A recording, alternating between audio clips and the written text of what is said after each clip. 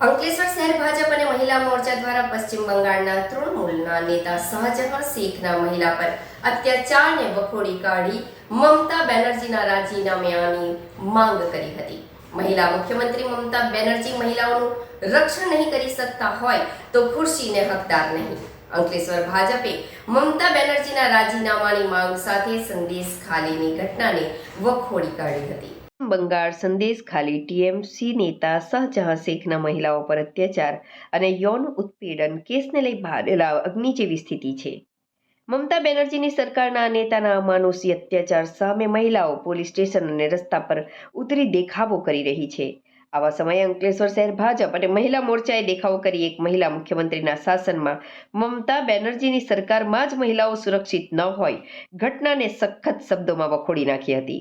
ત્યારે અંકલેશ્વર શહેર ભાજપ પ્રમુખ નરેન્દ્ર પટેલ, જિલ્લા ભાજપ કોષાધ્યક્ષ જગદીશભાઈ શાહ, શહેર મહામંત્રી જિગ્નેશ અંદાડિયા, નગરપાલિકાના સભ્ય પુષ્પા મકવાણા, કલ્પનાબેન મેરાઈ, વિરલબેન મકવાણા, મનીષાબેન પટેલ, જ્યોત્સનાબેન રાણા સહિત મહિલા મોરચાના હોદ્દેદારો અને કાર્યકરોએ ભાજપ કાર્યાલય બહાર પ્લે કાર્ડ સાથે ઉગ્ર દેખાવો કરી મુખ્યમંત્રી મમતા બેનર્જીના રાજીનામાની માંગણી કરી હતી।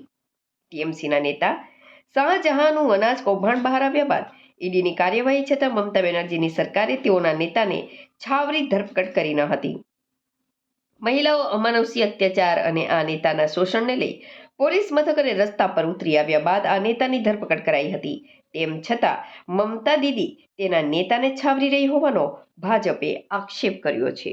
પશ્ચિમ બંગાળની ટીએમસી સરકારના સભ્ય શાહજહાં જે મહિલાઓના અત્યાચારો કર્યા છે સંદેશ ખાલી ગામમાં એના વિરુદ્ધમાં અંકલેશ્વર શહેર મહિલા મોરચા દ્વારા તથા અંકલેશ્વર સંગઠન દ્વારા વિરોધ પ્રદર્શન કરવામાં આવ્યું છે અને એ ભાઈને સખતમાં સખત કાર્યવાહી કરવી જોઈએ એના પર અને મહિલાઓને ન્યાય અપાવવો જોઈએ।